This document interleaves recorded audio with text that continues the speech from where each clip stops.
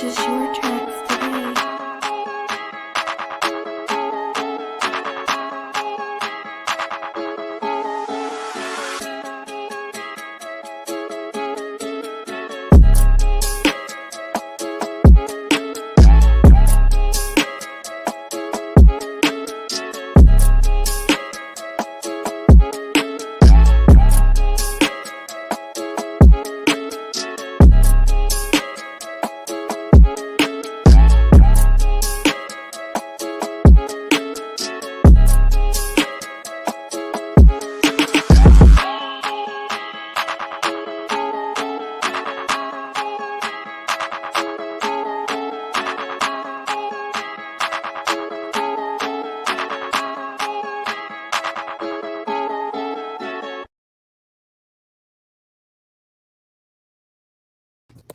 Welcome back to your favorite sports competitive gambling show. I am your host, Josh Elliott. We are at the halfway point of the season, ladies and gentlemen. The boys started out a little cold, but since week 5, in the last 5 weeks, have profited over 45 units. So if you weren't watching this show, I would highly, highly recommend it. These cappers will continue to battle it out head-to-head to find out who will win the Call Your Shot Championship. So the standings are starting to shape up a bit. We'll get to those in a bit. But strap in. It's going to be a good one. Let's see who's entering in the sports betting arena tonight. He's got some soccer picks in the blue corner. He's got some soccer picks for us tonight, all the way from multiple countries. He always sneaks in an NFL pick as well. Looking to start a streak, hopefully after that big win a couple weeks ago. His name is just a taunt. It's Fade My Play. How's it going, my man? What's going on? Yeah, I'm excited. Been cold in NBA. Haven't been able to see it. Not loving the NFL slate, so I decided to go with every play I'm making is about kicking balls. I like it. I like that a lot. That's a good attitude to have. I hear in the red corner. I know he's got a dog in the background there, but looking to stay hot. He sits in second place currently, still pretty far away from first. He's got a lot of work to do in the units department to come back from that, but he's still pretty hot. He's a degenerate like myself. It's Dylan Smith. How's it going, Dylan? Doing good, Josh. Doing good. I mean, second place. I mean, I'm up 20 units basically. Can't do much more than what I've been doing, but came up against a hot gambler in first place, but I'll catch him. Just picking away another 5-6 units this week, and I'll be there. Very, very hot gambler. And yes, we're actually supposed to have another matchup going. I do have their plays. They're not with us tonight, but I will get those plays out to you. I would like to say quick disclosure before we get going. These picks are made for Friday, Saturday, Sunday, and sometimes Monday. Games picked today can have potential line change or value change. So right now, for example, Cincinnati Bengals might be favored at 4.5. That line could go to 5, 6, if not more, or it could go the other way. So bet with us now. Grab a drink, grab your friend, grab your grandma. I don't care. Let's make some money. And let's get her going. But first, I just want to take a look at the standings as they stand right now. As you can see, Source Podcast at the top there, 4-0. They're running at a plus 28 even units, quite hot. And then Dylan at 3-1 with 11.5 for picks, plus 12.73 for units. If we look at Fade, he's sitting in a playoff spot right now, 2-2, 6-8-2. Negative 2.87. Hopefully we change that up, but this week. But there are the rest of the players for the standings. But I'm ready to get her going here, fellas. I'm going to start with Fade. Fade, what do you got for your first pick?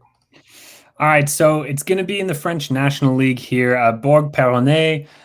This is a situation where genuinely a lot of times in soccer, in foreign country sports in any capacity, whether it be hockey, soccer, whatever, a lot of times books are a little bit slower to pick up lines, and this is a spot that I absolutely love. You have Bourg-en-Bresse who have won their last 4 away matches straight. They're coming up against a Boulogne side who haven't won at home in 4. They've been absolutely terrible at home, drawing 4, losing 2, haven't won a single game all season. Also at home, they're only averaging 0.83 goals per game. I mean, that's just terrible, especially in the lower leagues in these countries. Usually you expect higher scoring games. Meanwhile, you have a Bourg-en-Bresse side who has scored 3, 6, 5, and 2 in their last 4 away games. So I expect this one to be higher scoring on one side, and that is the away side. And so I'm going to take Bourg on the money line there with a nice plus price. And they're on the road, did you say? Sorry? Yeah, they're playing away. The match is in Boulogne, but like I said, Boulogne hasn't won at home all season. They've drawn 4, lost 2. I think it's going to be a great spot for Bourg-en-Bresse to get another away win to make it 5 on the trot. How many draws are they running with this season so far? On the road, only 1. On the road, they've won 4, drawn 1, lost none. Also on the road they're averaging 3.6 goals a game. They score themselves on the road. So I'm really confident in this one. Love it at that plus price as well. Does the draw worry at all, or do you think this team can? It's one of those things.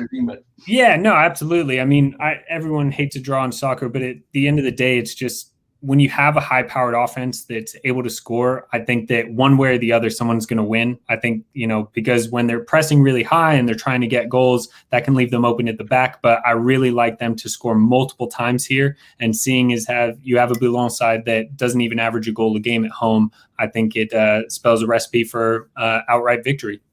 That is, yeah, no, that definitely makes sense. And just to clarify, that is a 3-way bet, money line? Yes, sir. Pick 'em? Okay, I just want to make sure. All right, Dylan, what do you got for your first pick? First pick for me, I got Kyle Pitts, Atlanta Falcons, over 63.5 yards. He's coming off a pretty rough week last week. I think he only had like 10 receiving yards or something. But prior to that, he was 2 straight games over 100. Calvin Ridley's now missing this game. He might be out for a while. Pitts is a pretty special talent, and Matt Ryan showed that he wants to get him involved. And I think they're not going to have much choice in this game but to go to him or Cordero Patterson pretty much for the entire game. So I think he pulls off a few catches down the middle. And this team's weak that they're playing is weak down the middle against tight ends. So I think it's a good spot for him to be in. And he's a freak athlete. I think he's going to be one of the best tight ends in the league for a long time. So I just like it here with Ridley out and Matt Ryan not having a lot of weapons to go to. So question for you. I was, just looking back with the Saints last game last week against Tampa Bay. I mean, they won surprisingly, but how do you think they shut down Tom Brady pretty they obviously they shut him down pretty decent. Do you think that's going to continue into this next game versus Atlanta, or do you think Matt Ryan just has no other option than to go to Kyle Pitts?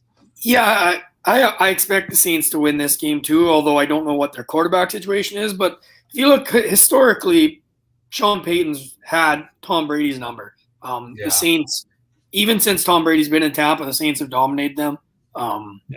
It's a weird thing that it's just how they defensively scheme against them, but Sean Payton's always been very good against Tom Brady, so I'm not that concerned. And the fact that the tight ends for Tampa Bay didn't really do anything because Gronk he's running limited routes right now, and he's still pretty banged up. So I'm really not too overly concerned about the game flow. I think it'll probably be a lower scoring, tightish game, but I think it's just Pitts is a type of tight end that can break one for 30 yards any given play kind of thing. He's not your typical tight end that can get 5-yard routes. So I'm really not too concerned with the game flow. I mean, New Orleans has some shutdown cornerbacks, and they really do shut down wide receivers. So it definitely opens things up in the middle, if you're asking me anyways. Yeah, no, that makes sense. Kyle Pitts, not like any other tight end, like you said, he definitely has that wide receiver upside. He can run the ball pretty well. But I like the 63. Cordell Patterson does kind of worry me a bit because I feel like Matt Ryan will go to him a ton. But I mean, that 63 line is pretty low considering how many guys are out for Atlanta. So yeah, I was really interested in the Cordell Patterson receptions line, but it isn't out yet. That'll be one of basically anything, I think, around 5 I'll be taking on him. Yeah, 100%. Because they love to dump it off to him. He gets a ton of touches right now, so they try and find ways to get him the ball. So I'll be looking at his reception line for sure. Yeah, absolutely. All right, moving on here. We're going to go to the 2 guys that aren't here. We're going to Kenny for his first pick. Now, I talked to Kenny earlier, and he said he's kind of been on a cooler, and with NFL, soccer, everything else. So he's trying to switch it up. So he is going to the Canadian Football League, and his first pick is going to be the Hamilton Tiger Cats to cover the 6.5 for a unit. He's giving me analysis here, so let's take a look. Hamilton is playing the BC Lions. Now, BC Lions have been awful recently, lost 5 in a row. 4 of those 5 were by 7 or more points. Now, yeah, me and Dylan are from Canada. I've watched a couple CFL games, not as much as the NFL. That's no doubt. I can say the BC Lions are very, very bad. I don't know what Hamilton's bringing. Apparently, he thinks that they're going to win this by a touchdown, but BC is horrible. I just know that. So I like that. You got anything to say on that one there, Dylan? I can confirm. I heard the other day that BC is really bad. Yeah, okay. And I think in a game against Winnipeg, who I've heard is really good, they were like 1.02, I think. Like that was the odds on Winnipeg to win the game. It was like 1.0. Oh, yeah. Like, so if you bet $100, you'd win like $2 on it. Yeah. Something I've never heard of before. Like it was like Roger Federer playing like the 10,000th ranked person. Damn. So yeah, from all my few limited CFL knowledge comes from the fact that I watched a fourth quarter of a game a couple weeks ago, and I go to a game every 2 years maybe. Yeah. I think BC is pretty bad. That's what I hear too. We're no CFL analysts or anything like that, but I love how you were giving the people their decimal odds like we were on. Why don't it would be like minus 6,000? Minus 6,000? I don't know what it would be, but let's go to Nick for his first pick. He's going with the Nets to cover the 10 points tomorrow against the Pistons. Pistons are on a back-to-back. So his analysis is the Pistons will be on a second leg back-to-back after facing a tough defensive team in Philly, and no legs will be tough to keep up with Nash's run and gun style. I looked at this like Detroit. They're playing tonight. I think they're winning at one point actually against Philly, but they're probably done now. Yep. I don't know exactly what. Yeah. Oh, this is just a team that's kind of going through some growing pains, and I mean that's expected. They're facing a pretty good offensive team in Brooklyn. Can somebody clarify something for me? I know Kyrie is out, but is he only out part of the time, like wherever he's playing, or is he out full time? No, he's out full time because he plays in a city that requires vaccination in public places, so he can't practice with the team. He can't do any home games, and like 80% of the venues he goes to on the road would be required vaccination. Okay. So I wasn't sure. Yeah, what the whole story with Kyrie, but even without him, I mean, they're still a pretty scary team. The Nets, and they're facing off against a team that's going through a ton of growing pains. So I like that pick. Let's move on to the second round here. I'm going to go to Fade for his second. What do you got for me, Fade? All right, so with this one, going to the championship in England, this is the second division here. Looking at Fulham, taking their team total, I think this is going to be an absolutely wild game. My model makes this game finishing 5-2. Now, that's a bit extreme, but at the same time, I do think we're going to see a lot of goals here. If you look at Fulham's last couple of games, they scored 7 against Blackburn, 2 of those before a red card, 5 after it, but still 7, 3, 4, 2, 4. It's just like they've been on an offensive run. They've been fantastic of late, and they're coming up against a Peterborough side who also like to run and gun it, but in a way that they're not as effective at it, and they leave themselves open at the back a whole lot. They go through most of their games with goals on both sides. And so I just think that Fulham's going to be able to get it done. In fact, Peterborough have only 1 clean sheet at home this year so far in their games. And that's like one of those situations where when you look at the fact that they are having more success defensively on the road, that's never a good sign. So yeah, it's just another situation where I think that we're going to see a lot of goals, mostly coming from Fulham here. I think they can cover this too. Easily, but hopefully, at least if they land on 2, we get the push. Yeah, that's true. I don't hate that for a team that scored 7. I'm pretty sure yesterday. I think I seen that. And you said that was 5 after the red card.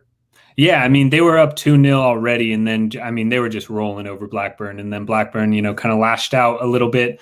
I think it was Richie that did it anyway, but yeah, lashed out a little bit. Rash challenge.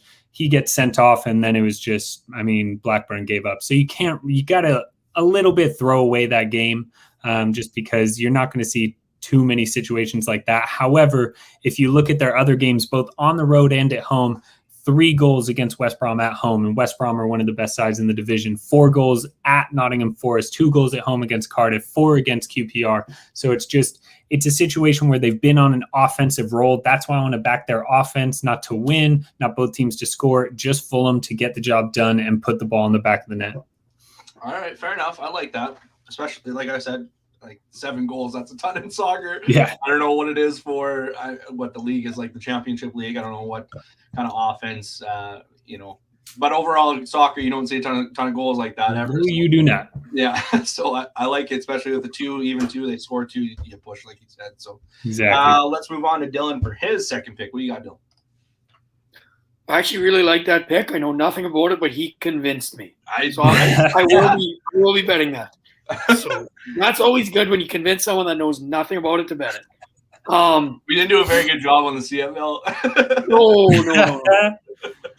No. Next one I got Chargers and Eagles over 49.5. Both kind of really confusing teams here. I'm not sure what to make out of either of them. Philly has looked about as bad as a team can look and have the record that they have. They've just been ugly football throughout the year. Jalen Hurts really sucks. He's a good fantasy quarterback, but he's not good. Like I have him on my fantasy team and he's great, but as a winning quarterback, he's not the answer there. Chargers, who I think should be really good. I mean, they beat the Chiefs early.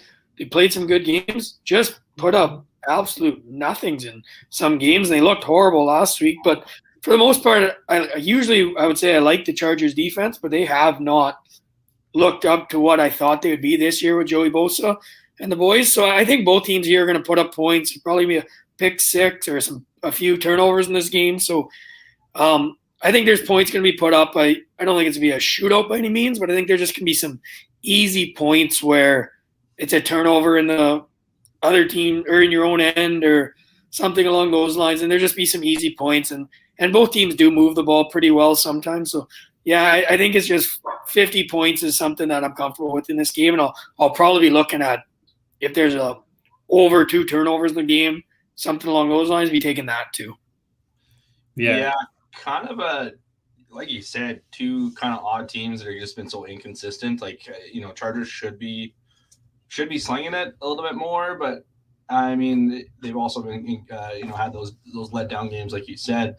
Now, Joel, like Philly's defense, does that worry you at all? Do you think they're going to come into play? I mean, I know it hasn't been great, but they've also shown some sort of flashes of where they want to be. Yeah, like I don't really consider them much of a shutdown defense. I think they're a pretty good ball hawk defense that creates turnovers. Yeah, guys like Avonte Maddox and them, they turn over the ball a decent amount, but in terms of going out there and stopping people, they're not really anyone that scares me for the most part. I honestly, I could see this game going either way with a blowout for either team, or a close game. I really have no idea how this game turns out, but I just think there's going to be points that are you're shaking your head up, wait, there's points here again. What's happening in this game? Yeah. I totally agree with you. Hey, Josh, so sorry to interrupt, but also you brought up something that I've just been made aware of. It's only available on some books, so definitely shop around, but you can now bet team turnovers. For example, tonight I have the Jets team total over 1.5 turnovers at -105. It's already hit. But I totally agree with you on that Chargers game. I could that genuinely was one of my looks, was actually the Chargers team totals, but I think this is going to be a hugely high scoring game. And that would count 4th downs too that you don't get and things like that, right? Yeah, that would count as turnover. Yeah, no, that makes sense. I feel like you said, there should be at least 50 points, if not more, probably closer to 60, because it's just going to be turnover after turnover and touchdown after touchdown. So, all right, let's go to Kenny for his second pick. Now he is rolling with, this might be a homer pick, I don't know, but he's going with the Saskatchewan Roughriders to cover the 6.5 -110 for 3 units. At his max play of the week, and his analysis is, Let's find her here. Saskatchewan. The Riders have won 2 straight and look really good in the process. Edmonton have lost 6 in a row, all by more than a touchdown. That will continue this week. I will say they have gotten their two best wide receivers back, or for sure their one best wide receiver, Jack Evans, is back in the lineup, and he's starting to roll. We've seen it in the Calgary game last week. I was watching with my dad. That is the only few times that you'll catch me watching a CFL game, but they were starting to roll with Cody Fajardo. But they're also dealing with a lot of injuries on the offensive line. So that could maybe play a factor, but it is also Edmonton. I'm pretty sure Edmonton's not good. They've been dealing with a ton of COVID issues this year, as far as that, and they've been playing like 3 games a week in some weeks. So it's kind of been crazy. But the Riders. Yeah, no, I know what you're looking at me like that. They played 3 games in a week. Like in the CFL? Yeah, because they were trying to catch up. It's a real league. I know. That's what I'm saying. And you wonder why they're dealing with injuries. No practice. Well, the Edmonton was dealing with the injuries, not Saskatchewan wasn't doing that. But yeah, homer pick for sure for Kenny. I definitely know that. Let's go to Nick for his second pick. He is rolling with SMU to cover 4.5. Minus 110 for 2 units. I am pretty sure that is against Memphis. Tigers. His analysis is Nicky G's.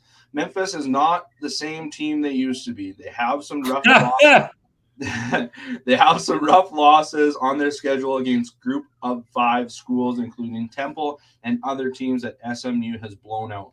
Their high-powered offense will be too much to handle. Yeah, he ain't wrong about Memphis not being the same team. I mean, they not sure what happened, but they've completely just like they used to be such a defensive team, right? And now they just don't even have that. So it's kind of tough. And SMU has been rolling. I think they did kind of have a little bit of a letdown game last week.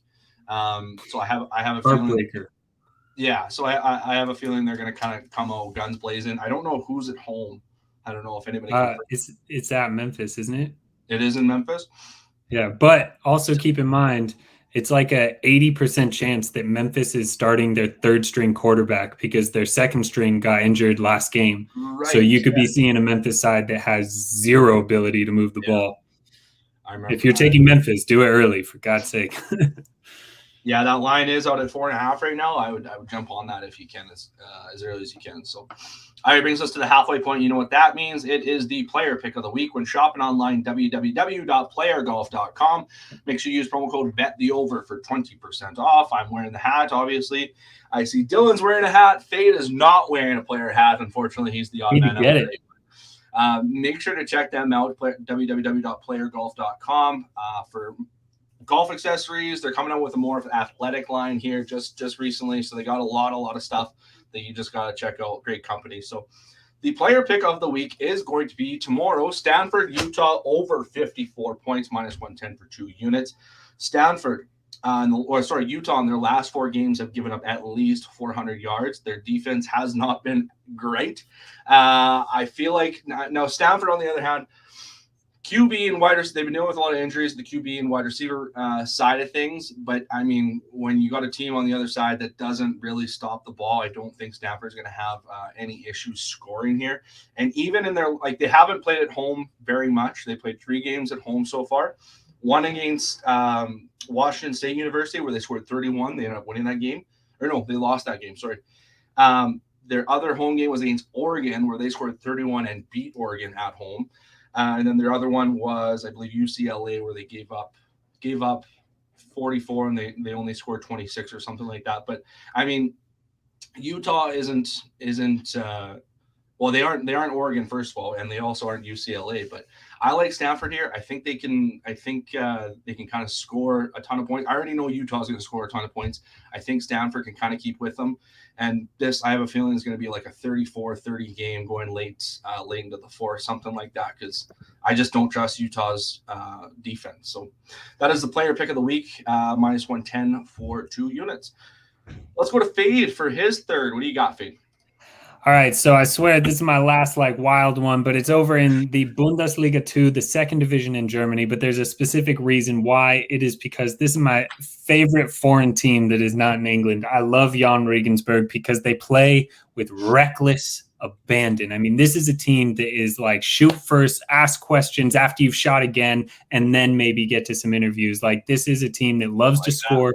They do it well. And what I love is that they're playing at home, and that's why I like both teams to score here. I think that we're going to see Regensburg get the win, but that double chance, the +0.5 goal, gives the ability for the draw. As long as both teams score, we still cash this one. But if you look at their their matches at home, when they play on the road, that's when they shut out teams. When they play at home, they average conceding 1.3 goals per match, but they're scoring 2.8 goals per match. Whereas on the road, they're conceding less than 1 at 0.67 and only scoring 1.67. So it's their ability to get goals at home whilst also conceding just leaves an open play style. I mean, their last couple of games, they've seen 3-2, 3-1, 2-2, 2-2, 4-1. I mean, any of those results will work for us. We'll cash those. But yeah, I love their play style at home. I love that it's open. It should be an exciting game to watch. And they're coming up against a side that isn't bad in Hansa Rostock. They're not a terrible team, but interestingly enough, they score more on the road, which is what this is.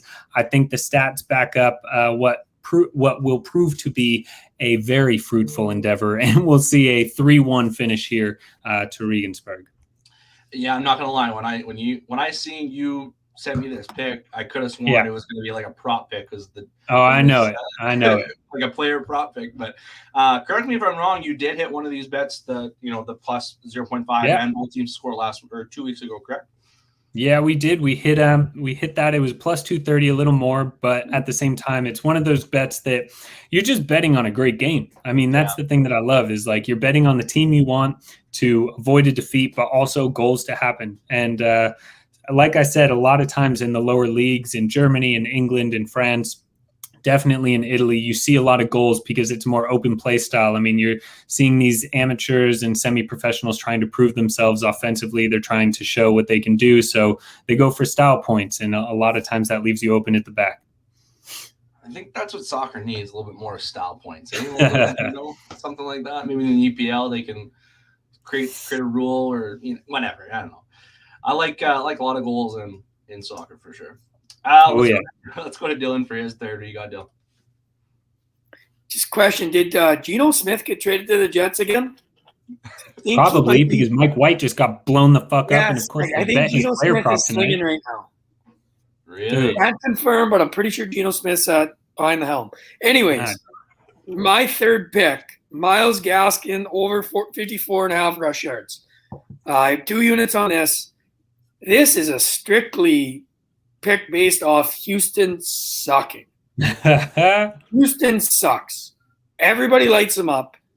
Miami's not a great team. They got a good defense, but you know what sparks a bad offense like Miami's? The Houston Texans. They suck. He might break a 55-yard run. They just suck. I mean, this is a classic Dylan pick on this show where I'm just betting against the other team because they suck. So I went with the easiest one. Myles Gaskin's going to get 55 rushing yards. Miami's going to be in the lead the whole game. They don't necessarily trust Tua that much, so they're just going to hand him the ball. Eventually, Houston's just going to give up a 30, 40-yard rush, and boom, you got your 54. So, yeah, it's simple. If I'm not mistaken, I'm pretty sure he's in first place. Joel from the Source Podcast has locked in Houston to cover 7 points already. So I don't know. Does that worry at all? The fuck is Houston covered 7 points against anybody? Well, if they're going to do it, Miami's probably going to be the team. Yeah, fair enough. It could be the team, but the reasoning might be Tua sucks. Somebody's going to get yards against Houston. Yeah. Somebody has to get yards against Houston. They just suck too much not to get yards. I think Myles Gaskin, I honestly think he breaks a 50-yard run. I might bet that. Longest run, plus 49.5. Whatever those odds are, I want. 700 odds. Yes, I want that. Yeah, their rush defense isn't all that great. I mean, I shouldn't say there's nothing good in Houston good at all. But There's zero good going on in Houston. this is in Houston, is it not? I don't know, and I don't care. Okay. Dude, that's like, but there's crazy things going on. Like for some reason, the line is moving towards the Chargers, or excuse me, towards the Raiders, and I'm shocked at that with everything that's going on there. Yeah, that was weird too. Yeah, that is What true. did Brandon Cooks get traded? No, I don't think Poor so. guy. No, Poor He's guy. on- He's on Houston. he got traded to the Texans. Yeah, I was thinking he might get dealt at the deadline on Tuesday to somewhere. But Yeah, that's gotta be for like really shitty when you're on a team that hasn't won a game, and it like, wasn't. you have to I don't go think it in. was that bad when Tyrod Taylor was there. Like he's a serviceable quarterback, but like that's there. I think it was week 1 he played, and they actually looked somewhat decent. Like they were getting some points. Their defense couldn't stop, but they're at least putting up points. And then when he got hurt, they haven't done anything since. Who is Haven't under covered since. Who is under center for them? Somebody Mills. Davis Mills, Oh yeah, yeah. biggest Mills, neck in the yeah. league, Yeah, he has a long neck. dude, and it's like this wide. It's intense. Interesting. And long necks, eh? Great personality, though. I'm sure. Yeah, really, really strong family man, good personality, And just really a bad quarterback. Just a long neck. All right, let's keep her going here. Let's move to Kenny for his third pick. He is rolling with, I believe this is Saturday, Toronto and Ottawa under 46 points. He's got an analysis here. Let's see it. All right, these teams played last month. The score finished up 35-16. Toronto is clearly the better team, but the 10.5 was too steep for me to take. So I like this to be a low-scoring game. Ottawa just has not been scoring many points lately, and so it makes me want to test the over. I think he meant to say. I know just more about the last soccer pick that Fade had than I do Toronto and Ottawa. Couldn't tell you. I mean, he obviously thinks there's going to be not very many points, even though they ended up, scoring 51 last time they played. But I got something to say. all right, let's hear it. So I just learned this the other day in the CFL. You're learning lots about the CFL lately. Well, we watched the fourth quarter. We had money on the fourth quarter, so All right, I'm fair pretty enough. much an expert at this point. Yeah. Apparently, like with a minute left in the game, if you're winning, it's not like the NFL where you can like kneel it out. There can be like 10 seconds on the clock, and a team can run like 30 plays. I'm pretty sure. Wow, you can score. We found out that you can like if you're down 14 with like 3 minutes left, that game ain't over. If I'm It's not wild. mistaken, I think they stop the clock after the play is done. I think so. And then set the ball and then start. Wow. So it's Yeah. like if they have a 50-yard play, it finishes, they stop the clock, wait for the ball to get up there, or the team or whatever, the refs stop it and then run it and then they hike it. It's like what's the point of even having any timeouts? Yeah, so like, and it's apparently you can't like even when you're on the other side of it, you can't burn that much clock because you only get 20-ish seconds or something. So I don't know. All I know is I started celebrating like, yep, let's cash this ticket. We won. And they're like, whoa. Like, this game ain't over yet. It's like, wait, what do you mean? They'll just kneel it out. Jesus. So I don't like unders with that going on. That's true, yeah. But I mean, it also is CFL where only 3 downs happen. So That's true. There you go. you got to Spin kind zone. of take that into account, right? They don't get that extra try to get the But you can just kick the ball through the end zone and just collect For points, single points yeah. all day. Get single That's the points. thing too. Did you know that? No, what? Yeah, so you can just kick the ball from anywhere, and if it goes through the end zone, you get a point. Why? Like- Just what? It's stupid. After Yeah, we get off So tie game, 30 seconds left, or 10 seconds left. Instead of lining up for a field goal, just kick it as hard as you fucking can. Dude, I just bring Oh, we in got our points. soccer players. So Yeah, Fade, right? I would I'll, just go I'll, for one on every play. I'll send you a video after we're done here. It's the infamous Montreal Toronto kick it game where it was 2 seconds left. Toronto had to score a field goal. They end up missing it, but it went into the end zone. And even if they kneel, they give up a point. So he misses it, and the returner kicks the ball out. And then the kicker gets it again, and he kicks the ball back. It's crazy. I'll have to show it to you. It's only in Canada, man. Canadian football thing you'll ever see. Jesus. But all right, let's keep it moving. Nightmare. Let's go to Nick for his third pick. He is rolling with college football going again. He's going Houston to cover the 13 minus 110 for 2 units, and they are playing South Florida by the looks of it. Now, his analysis is the Cougars are an elite level offense, scoring 40 plus with ease. USF, however, have been getting gashed and has some ugly losses, including a turnover-prone QB, which will hurt them. Yeah. Don't know a full analysis on Houston, South Florida, but I know South Florida has been struggling. They have for the last fucking 2 years. 3 or more than that. Houston has actually showed that they are an elite team. I didn't think they were. If you would have asked me this 2 weeks ago, I would have said, nah, I think they lost it a bit. But after their win last week against, was it SMU? Who was it against? It was a decent team. No, that was Miami that beat SMU last week. No, I can't remember who it was. Sucked. Anyway, I like Houston. They have been playing better as of late. And Nicky thinks that they're elite, and they probably are. They probably could be, top 10 for sure. So give Nicky G the Houston cover 13 minus 110 for 2 units. All right, last round, Fade. What do you got for your last pick? All right, so this may be a sport y'all recognize. This is going to be in the NFL. Taking the Pats over 1.5 field goals. And there's a very specific reason why. One, I think that Bill Belichick, on top of being, in my opinion, the best coach in the NFL, and, everybody has that. But let me read you this stat real quick. Nick Folk, their kicker, has had 15, 14, 17, 8, 15, and 11 points in fantasy. You don't get that shit kicking extra points.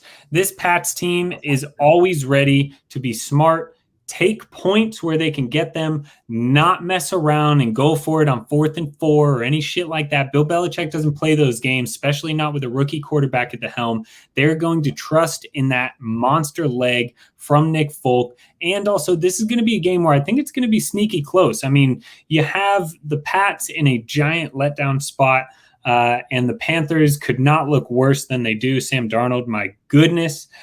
So I think this is one of those weird, close, grinded out, disgustingly low-scoring games, and low-scoring means lots of field goals. I genuinely think that we see this covered by the first half close. Yeah, he ain't getting those points from kicking extra points. That's for sure. No, he is not. Yeah, I like the pick. Sorry, who's New England playing there? They're playing the Panthers. Yeah, so I mean, they're going to have a lot of the ball. Actually, yeah, like their defense is actually not too bad against the run. No, not at all. But I genuinely see this game as this has got fucking 20-13 written all over it. Something like that. Some gross low score that is all about field goals. It reminds me of, even though it was in the mud, the Niners a few years ago played the Washington football team, and it was, I think the final score was 12-3. Nothing but field goals. This feels like that type of game. Yeah, I definitely agree with you. For 2.5 units, I like it. I feel like Mac Jones will just, against the Carolina defense, that's pretty decent. He'll get into the, 30-yard distance within the and then just not be able and exactly what you said. Carolina, their strength is actually their run defense. So if you have the Pats inside the 20 and, first down, second down tosses from Mac Jones don't work out, they're not about to run it in. So they're going to settle for 3. And Bill Belichick is a guy that takes points where he can get them, especially in a game that he knows the Panthers aren't going to run it up against him. Yeah, exactly. Yeah. Bill's going to take the points for sure all day. All right, Dylan, what do you got for your last pick? We were just talking about this game, but you got another one. What do you got? Yeah, actually, I really like that pick. There we go. Another one in that game is the over total field goals. Probably be 2.5. Yeah, probably 2.5, paying minus 120 or minus 110. I think that's pretty safe too. For me, I went with New England -3. I assume in the first half, anyways. I assume it'll be. You can probably find this line -2.5 somewhere. There's a chance this could be a push, but Carolina just isn't a very good football team. They could be if McCaffrey's back, but it doesn't look like he's going to be this week. No. Sam Darnold, he's a Jet. Bill Belichick feasts on Jets. I do see it being a similar type of game to what Fade said, where it's 20-13 or 17-10, something like that. I just don't see Carolina coming out and putting up touchdowns. So that's where I feel like New England will get a couple touchdowns throughout the game, and they're not going to be greedy. They'll win the game, and they'll win the first half too, just because their defense is so strong. And yeah, it's going to be an ugly game, but I really do like New England in the first half because Carolina, they've screwed me. I think they suck. I needed them to get one touchdown against the Giants. They couldn't do it. They can do that. One touchdown against the Giants. You can't manage that. So, like, how they plan on scoring points against New England? Well, I think it's like a 10-3 New England score at half, maybe 13-3, something like that. Carolina's wondering what the fuck they're supposed to do until McCaffrey gets back. Like, yeah, it's not a game I really want to watch by any means, but no, I'm confident that the Patriots win it. Honestly, And it wouldn't also, surprise me. You're Wouldn't 4-0 surprise on the me- road. Yeah, wouldn't surprise me if it's like a 7-0 game at halftime for New England. I just don't. Oh, yeah, absolutely. That's no good for Fade. That's no good for Fade.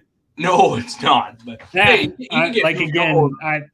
if you were gonna tell me pick any team that was gonna kick 2 field goals this weekend, I'd say the Pats every single weekend. So Yeah. I'll take that risk. They can still kick 2 field goals in the second half. I mean, Yeah. there's still Hey, lots of time. 7-0 at the half, 20-7 at the end of the game. I'm happy. Yeah, probably. All right, That's just boys. 3 touchdowns with a missed extra point. That's no good for you either. All right, shit. Now I can't. I'll take 9. Give me 9. The safety and a touchdown. Yeah. So let's keep her moving. But I just seen Kenny, I guess not busy tonight. I don't know what he's doing, but he said he's got all his plays coming from his CFL Insider tonight. So his last pick is going to be the Montreal Alouettes to cover the 13 minus Wow. 152 units. Let me find his analysis here. He says, all right, Winnipeg. This is against Winnipeg, the best team in the CFL right now, as far as I know, because I just looked at the power rankings today. So Montreal covered the 13 minus 110. He says Winnipeg's defense is an absolute unit. Outscored opponents 101-19 in their last 3. Winnipeg, though, has nothing to play for, so Montreal will keep it close. That's a very, very tough thing to bank on. They've given up 19 points in like the last 5 games, and he's betting 101-19. Jesus And he- Christ. cover 13. games. I don't know. So he's taking. So what he's thinking is Winnipeg is already clinched a home playoff semifinal. I think I don't even know how it works, but so he's banking on Winnipeg basically not going to be putting up any points. Montreal, because they have nothing to play for, they already won, they already clinched, and Montreal apparently is going to cover the 13. I do not like this line at 13. I would be more comfortable if it was like 15 27. or 27. But I mean, Jesus. that stat of they've scored 101 points in their last 3 and only given up 19 in their last 3 has to have you a little scared a bit. Fuck.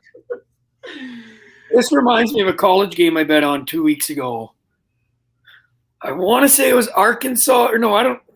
It was one of a bigger name team playing a bad team with like a dash, the same college with a dash in their name, and they were up 45-0 at half.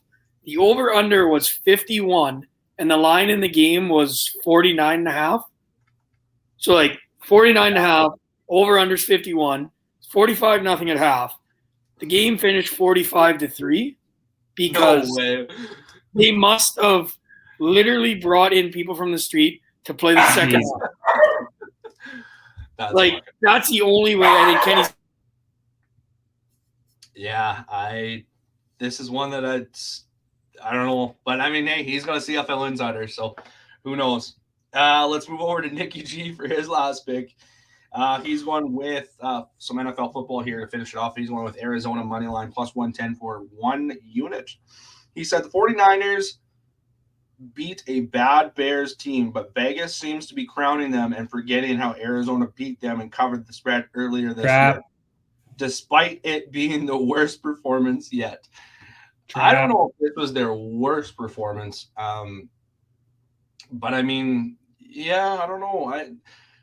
I'll ask you, Fade. Like, I don't really trust San Fran right now. I don't trust their offense. Look, I am a diehard Arizona. San Francisco fan, man. Yeah.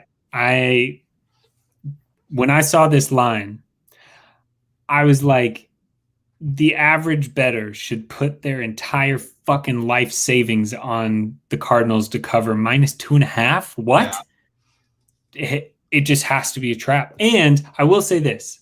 I said this at the beginning of the season. I said this before their loss to the Packers. The Cardinals are a first half of the season team. They always are. In our Super Bowl run year, they beat us, the first game of the season and got destroyed the second game of the season. You're having an injury. Kyler Murray has a shoulder thing going on, apparently. I don't know. JJ Watt's out. Yeah. But I just this line screams trap. Like, there has to be some kind of rat line going on here because the Niners have looked terrible. In their wins, they've looked terrible. Like, everything about them says you have to take the Cardinals. So, I'm staying off I'll just watch. Yeah. But, how could you possibly not think Arizona was going to win? Yet the books are saying otherwise. That just, to me, screams no. And that makes me think that we should be betting on the 49ers because in reality, we're wrong a lot. Yep. And it's I have to bet on the Cardinals. This is, I don't know if you guys know much about Barstool, the Big Cat, classic. It's got to be the Arizona Cardinals to win. I'm going to bet on the 49ers because that makes sense. Yeah, I mean, do you know, there must be, but they also must know something. There must be something going on that is going to come out in the next day or two because the line has moved from Arizona minus 2.5 to Niners minus 1.5. That's a huge line movement. That makes no sense. Yeah, there's got to be something coming out, but the lines came out obviously before JJ Watt was out. Yeah, I'm trying to see if maybe I'm reading that wrong, but he was out last game. He didn't finish last game. game. Yeah, he's been out. All right, hold on. I have it right here in front of me. Maybe that's the line movement. Yeah, okay. But even still, it doesn't make any sense. No fucking shit. It opened Cardinals minus 3, and they're now plus 1.5. There's something. I mean, this screams rat. How can a line move 4.5 points to a team that has looked I'm saying this. I'm a Niners fan. I've watched every minute. You're going to say Jimmy G with no Kittle, and a defense who half of them are out on IR for the rest of the fucking season is going to beat D-Hop and Kyler Murray and all of their fucking, I just don't understand it at all. It's Niners or nothing. Might be, if I'm not mistaken, there might be some COVID cases happening. I know AJ exactly. Green, yeah. So there has to be something. Now that we're talking about that, I just seen actually AJ Green is out this week because of COVID. So maybe there might be more that are okay. So when D-Hop or Kyler Murray comes out as having COVID, then we're gonna understand this because a 4.5 point swing to the Niners is nuts. Yeah, that's nuts. That's interesting. The only way it makes sense is if Murray or Hopkins, but even Hopkins, I don't think he would move that line that much. Well, I bet you Hopkins because AJ Green's out for sure. So now if you take AJ Green, D-Hop out, yep, right. So that he's in the wide receiver room. How we're gonna go to. So yeah, I mean, still, it's but you say that, and it's the thing again. I just don't get this because think about this as well. Think about how bad the Philadelphia Eagles have been. They've been trash, and the Niners were 2.5 point favorites to them. So you're telling me the Cardinals are only a point better than the Eagles? There's got to be something crazy going on. It's going to come out. I'm calling rat. You're the The only way it makes sense is if Kyler Murray or Chandler Jones is out. That's like the only two things that would make. Yeah, their whole Any D sense line with- is out. Yeah, like it Well, just. Yeah, I don't like it. I mean, Vegas always knows more than us, so Yep. we'll find out later in the week here. You know, Friday, It's either Saturday. that or this is the most free money you've ever had in your life. But it also kind of scary to bet it. You know what? I'm betting it. I like my chances. Fuck it. I'm doing it right now. Niners, dude. Fuck it. Why Niners not? money line minus 125. All right. All right, fellas, Damn. that is the end of the show. I'm just going to do a quick sign off as well as confirm picks. Kenny, he's going with Hamilton Tiger Cats to cover 6.5 minus 110 for a unit. Saskatchewan Rough Riders cover 6.5 minus 110 for 3 units. Toronto and Ottawa under 46 points, minus 110 for a unit. And then Montreal to cover 13 against a team that scored 101 points in their last 3 weeks for 2 units. That's the second biggest play. And then Nicky, he's going with the Brooklyn Nets to cover 10 points, minus 110 for 2 units. That game is tomorrow, if I'm not mistaken, Friday night against the Pistons. Make sure to bet that as soon as you can. SMU, college football, SMU minus 4.5, minus 110 for 2 units. The Houston Cougars minus 13, minus 110 for 2 units. And then Arizona, we were just talking about it, the trap game itself. The Arizona Cardinals, money line plus 110 for 1 unit. You can find them. Actually, Nicky G, you can follow them at the Odds Fathers on Twitter. And then Kenny, you can follow him at shooters_pod on Twitter as well. So that's going to be kind of an interesting matchup, not going to lie. Fade, I am not going to say this team. You're going to fuck it up. But you're going with that French team, money line plus 145 for 1 unit. Fulham team total over two goals for even money even money for a unit and a half. And then the Regensburg to, I think it's a plus 1 or plus 0.5 in both teams. So both teams to score plus 170 for 2 units. And then the Pats over 1.5 field goals, minus 135 for 2.5 units. Is that all correct? And where can they find you? That is it. You can find me at Fade My Play on Twitter. Post all my plays across soccer, hockey. Love the golf. Today hit 2 plus 800 plays in golf. Absolutely love that. All plays, all free, ready to rock on Twitter. Find me at Fade My Play. Your fellow opponent, Dylan Smith, also a very big golf bettor. What were the 2 plays? Love me the golf. What were the 2 plays you hit? Aaron Wise and Billy Horschel, first round top 5. BetMGM brought back the round top 5s, and it's just like, yes, please, and thank you. Wow. And what were the value on those? Plus 800 for those ones, each one of them. Not bad. Not bad. Yeah. All right, Smitty, you're going with Kyle Pitts over 63.5, minus 110 for a unit. Chargers, Phillies over 49.5, minus 110 for a unit. Myles Gaskin over 54.5 rushing yards, minus 115 for 2 units. And then the Pats to cover 3 at halftime for even money for 3 units. Where is that all correct? And where can they find you? That is all correct. I'm on Twitter at Carl's Twit, best Twitter handle out there. For those of you that know, anyways. Yeah, those are it. I think I wish I could change my one pick to Myles Gaskin minus or longest rush attempt to be 49.5, but what can you do? That's not offered right now. I'm going to try and find a book that'll take it. But yeah, pretty fun week. I do like Billy Ho getting a top 5 there to start the week. I hate him as a person, but what a golfer. Yeah. Like me and Matt Wolf, man. Yeah. So just quickly, before we leave, I did get just a quick response from Kenny. He said Winnipeg clinched the spot. Montreal needs this game since they are second in the East. Winnipeg's last 3 games were against BC, Edmonton. BC and Edmonton twice, who are combined 6-14 on the year. So they quickly with that. Very interesting pick. And shout out to our very own Dylan Smith. You'll know this guy, but shout out to Darcy Rask. He's calling a shot every single Thursday, he says. And last week he had Green Bay, and this week he has, I believe, the Jets. But it doesn't look like the Jets are doing all that great so far. Wait, so shout out he called his shot about the Jets? He called a shot on the Jets to cover the 7. He said it was easy money. I don't know. Anyways, I guess in his defense, Mike White or whatever his name is, he's out. Has been sliding it. He's It out. was 7-7 when he left the game. Yeah, true. Dude, I have him over 23.5 completions. Ooh, I don't think I you're mean, getting that. come on. In I have been. Mercy's defense, it should be 28-28 right now if Mike White was playing. Yeah. That's true. That's true. Shout out to that bettor that had Mike White.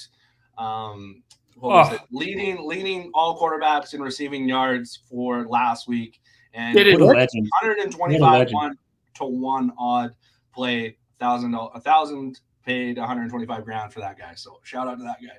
I have been your host. At Josh Elliott. The player pick of the week is going to be, like I said, Stanford and Utah tomorrow. Over 56, I believe it is the line.